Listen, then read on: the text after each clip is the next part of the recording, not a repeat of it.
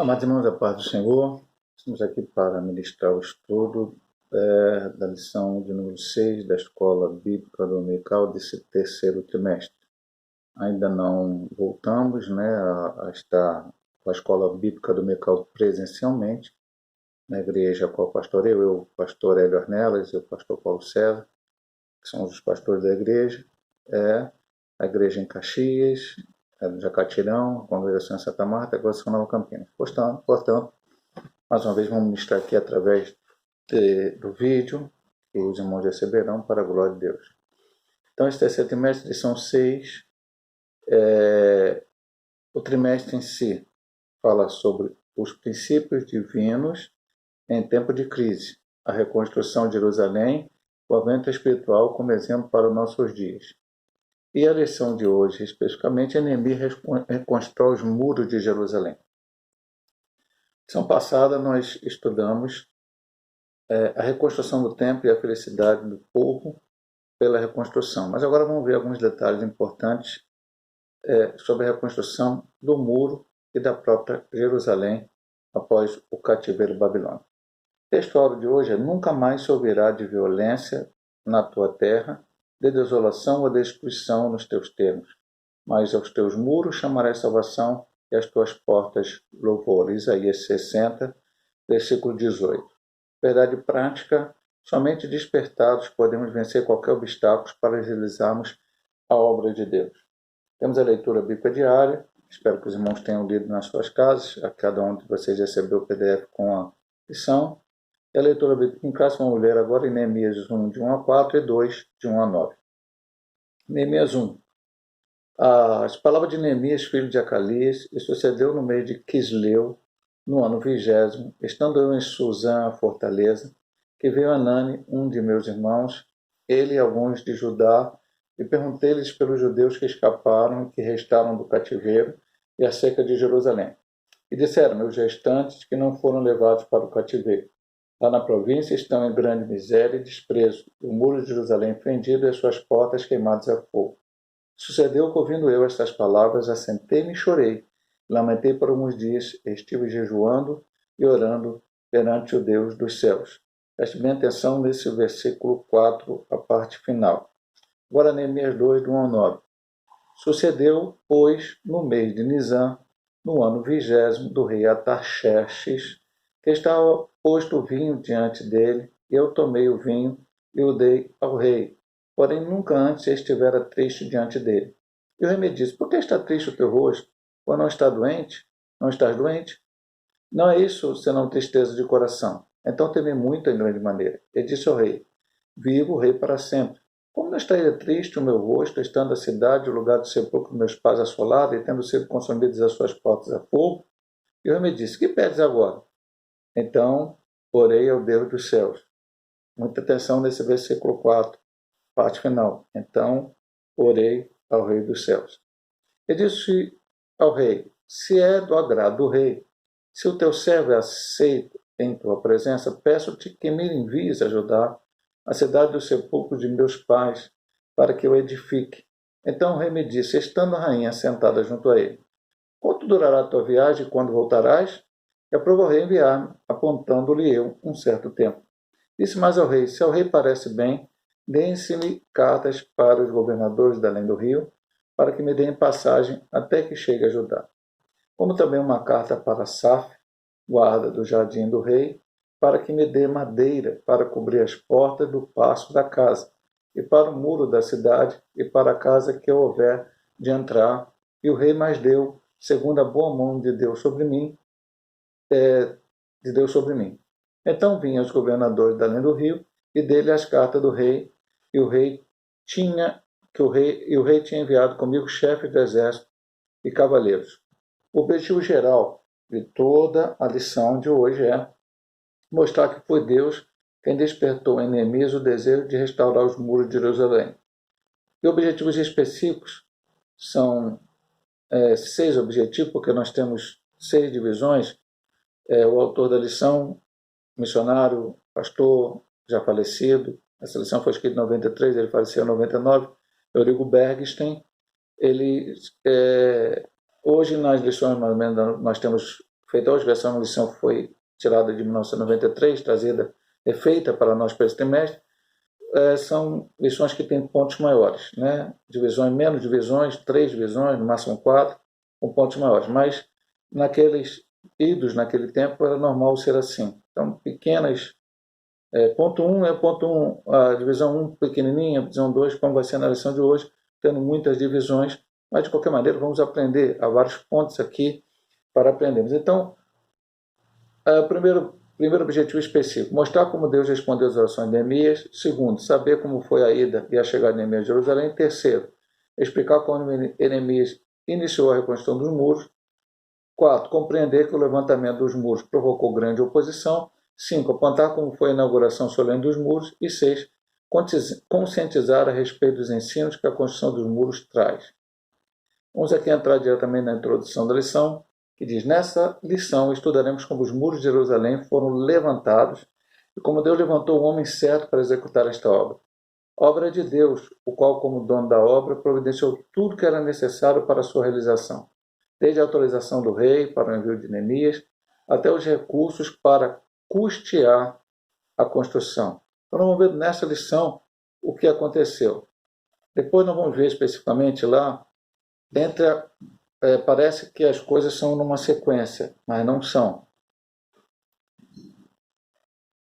Mais ou menos desde a construção do templo, terminar a reconstrução do templo, até a vinda de Neemias, e posteriormente nós vamos estar numa lição à frente também Esdras. Há cerca de 57, 60 anos de diferença. Foi um período em que o templo foi construído e era para se continuar a construção também da cidade. Mas Zorobabel, que naquela época era o governador, parece-nos, pelo que temos pelos historiadores, foi retirado de governador e o povo um pouco negligenciou, um pouco que aconteceram situações em que eles estavam felizes com o templo, mas esqueceram de cuidar da própria cidade. E é o que nós vamos estudar aqui, quando Deus desperta Neemias para vir no tempo de Artaxerxes e reconstruir a cidade, que era muito importante também em todo esse plano de Deus de reavivamento, de preparação para a vinda do Messias, como temos falado na escola dominical. Então, primeiro ponto, né, primeira divisão, Deus responde às orações de Neemias. 1. Deus envia emissário a Neemias. Deus enviou emissário para informar Neemias acerca da situação reinante em Jerusalém. Esta pessoa foi Anani, ou Anani, irmão de Neemias. Anani, vamos ler como Anani, né? Anani contou como os judeus que haviam retornado a Judá após o cativeiro estavam em grande miséria. Muros fendidos, portas queimadas a fogo, eram símbolo de miséria e de desprezo e faziam os moradores da cidade vítimas fáceis de assaltantes. Vamos lembrar um pouco aqui para entender um pouco o assunto. Quando Ciro, lá atrás, deu ordem para a reconstrução do templo, para os judeus pudessem voltar do cativeiro, algo que foi profetizado lá por Isaías, cerca de 200 anos antes. Então, Ciro dá ordem, diz: quem quiser voltar, os judeus podem voltar. Todos voltaram? Nós estudamos lá na lição específica que não, alguns ficaram. E provavelmente Neemias e sua família ficou, não voltou. Aí a gente vai discutir assim: podia voltar, ter ajudado. Mas, irmão, Deus tem uns propósitos que a gente não consegue entender.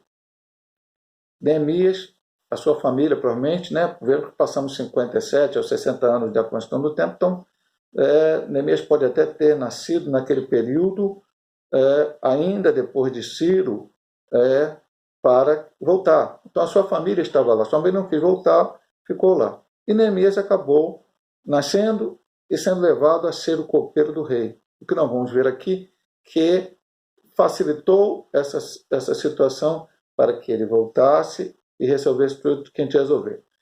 Anani e seu irmão provavelmente morava também em Suzã com ele. E teria ido, nós estamos aqui deduzindo pela história, né, por tudo que aconteceu, ido a Jerusalém, feito uma viagem lá para ver como é que estava a situação e chegando lá viu tudo o que acontecia, e voltou e relatou a Neemias. Então vamos ver aqui, eu citei para você na hora que lemos o texto bíblico em classe, né?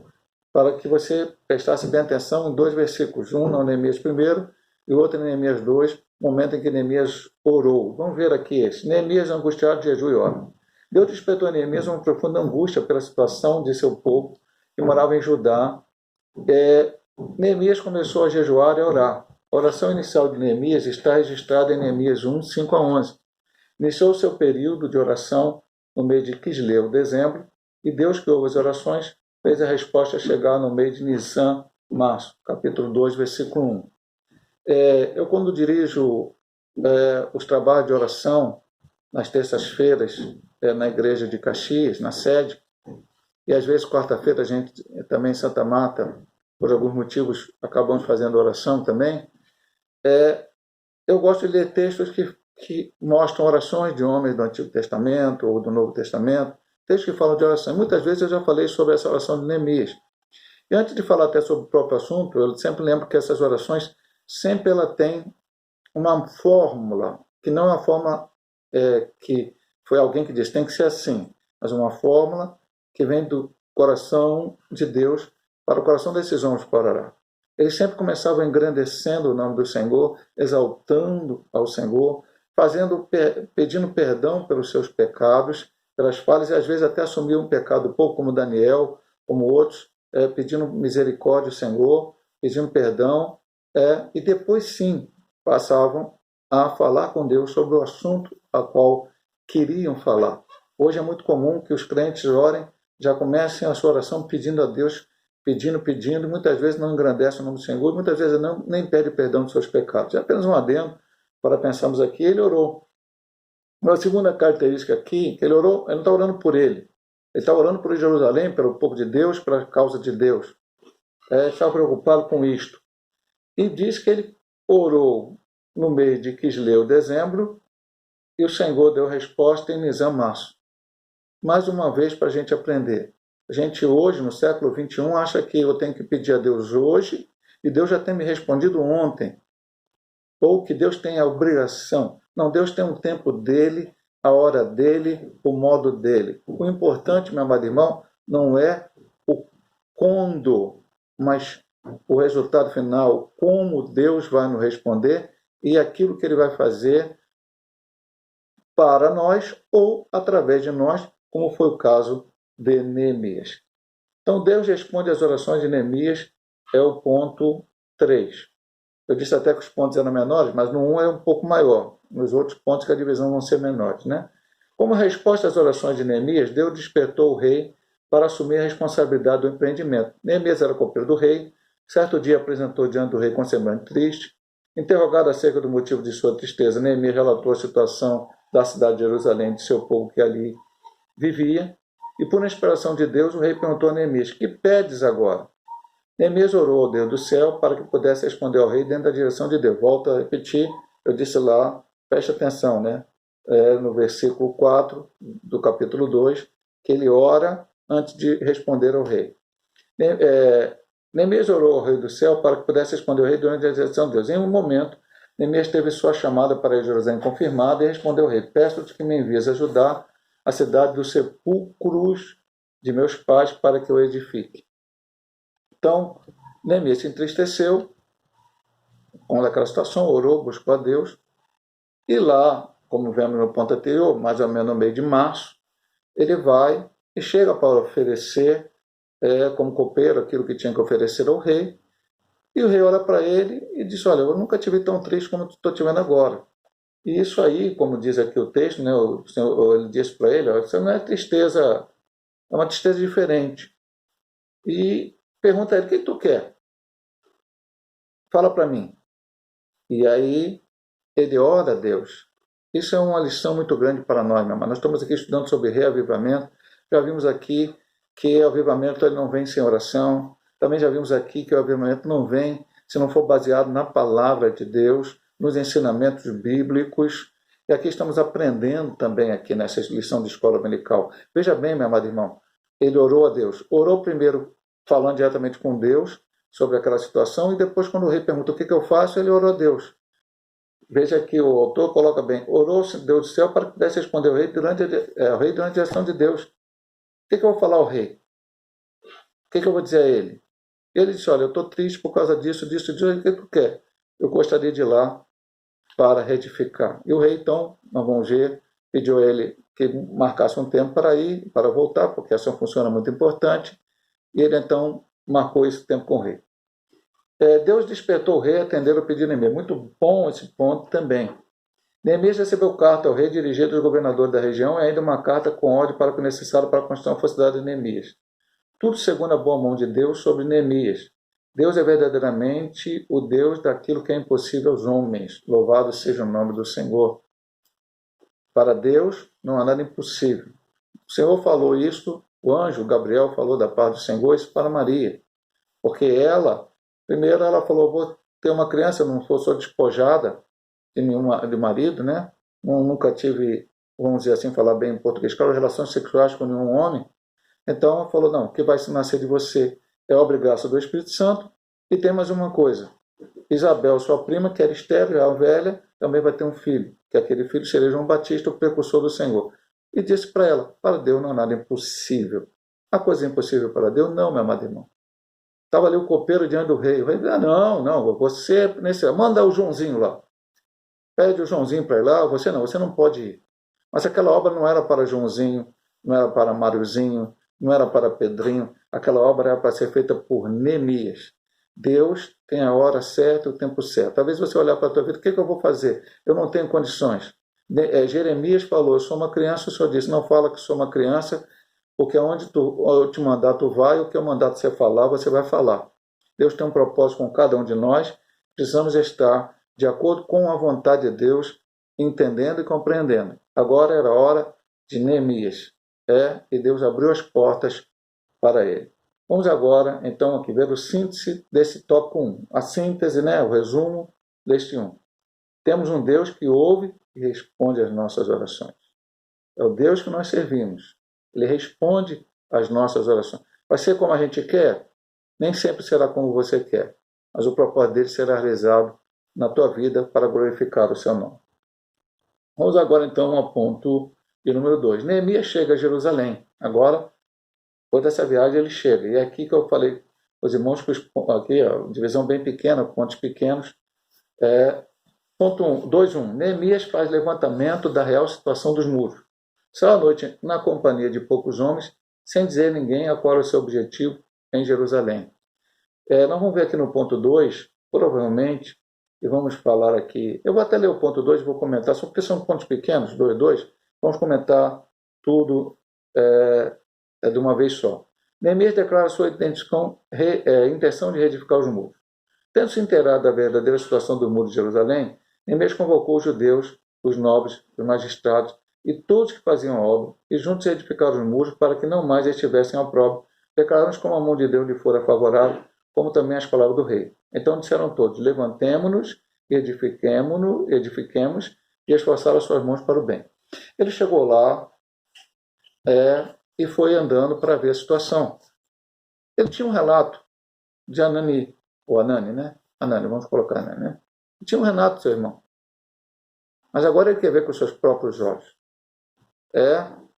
Talvez ele se preocupou mais, porque uma coisa é você ouvir falar que alguma coisa aconteceu, outra coisa é você ver com seus próprios olhos. Ele foi ver, ele viu, e ali, então ele começou a tratar os seus projetos, o seu plano, dentro da direção de Deus. Chamou os magistrados, os nobres, o povo, e disse para eles: olha, vou parafrasear aqui, porque o texto nos diz: olha, eu estava lá, recebi o relato, vi o que aconteceu, agora vi com meus olhos, conversei com o rei, orei em dezembro, Deus me respondeu em março e mandou que eu viesse aqui. O rei me liberou, o rei deu condições. Vamos edificar, é hora. Já deveria, eu vou parafrasear ele, deveria ser feito há 60 anos atrás e não foi. Mas agora é hora de fazer. Às vezes algumas coisas, meu amado irmão, ficam para trás. A gente tem uma tendência a olhar para trás e ver: poxa vida, Joãozinho poderia ter feito isso, Pedrinho poderia ter feito isso, e agora não precisava que eu tivesse aqui para fazer isso. Mas, na verdade, meu amado irmão, se agora chegou a tua mão fazer, faça aquilo que Deus colocou na tua mão. Não importa se alguém lá atrás não fez alguma coisa, se alguém negligenciou. Talvez pessoas até tenham lá um motivo, uma explicação. Mas agora chegou a sua vez. Faça a sua parte, como Neemias fez, para que o nome de Deus seja glorificado.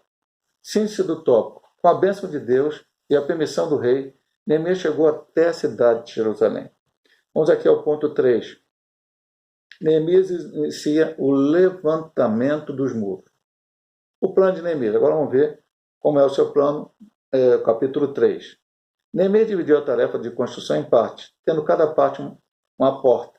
Simultaneamente, lado a lado, haveria pessoas encarregadas de levantar o muro ao longo de toda a sua extensão, muitas delas edificando pedaços do muro que ficava em frente à sua própria casa.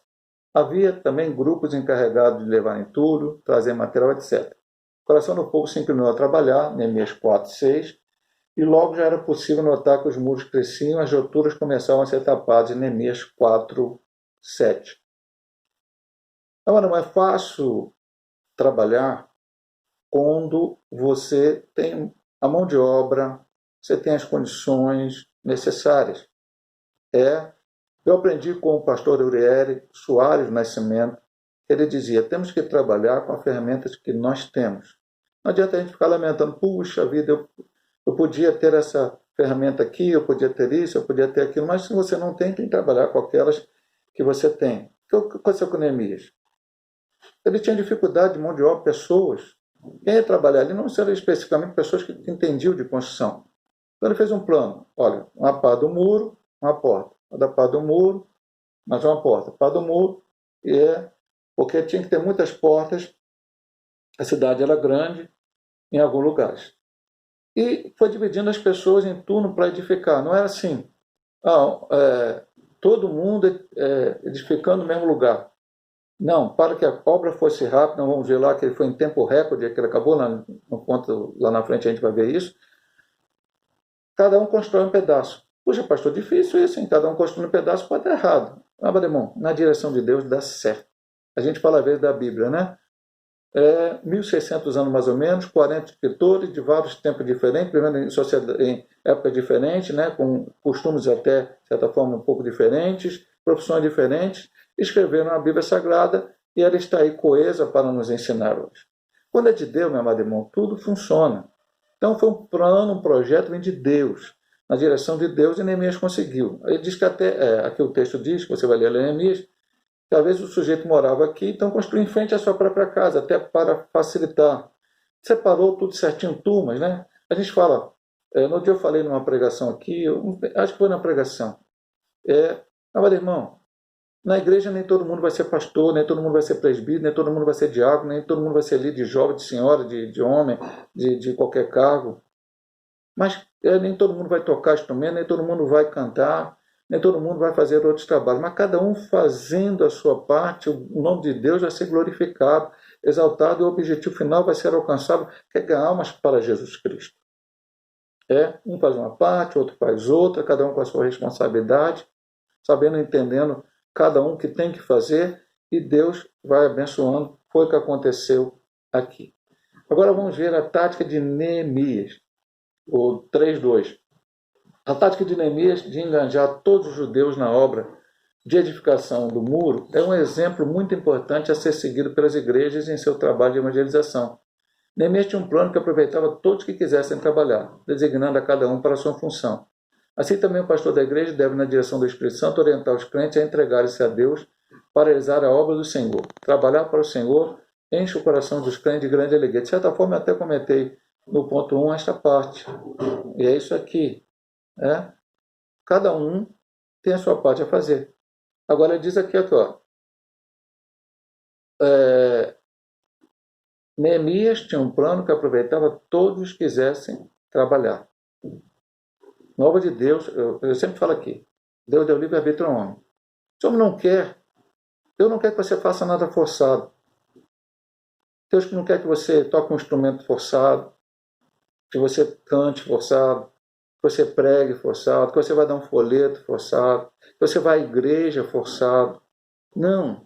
Ele quer, como o salmista disse, alegrei-me como me disseram, vamos à casa do Senhor. Estar em comunhão, estar junto com os irmãos, ter prazer em louvar, em tocar no instrumento, em pregar a palavra, em evangelizar, em fazer a obra de Deus.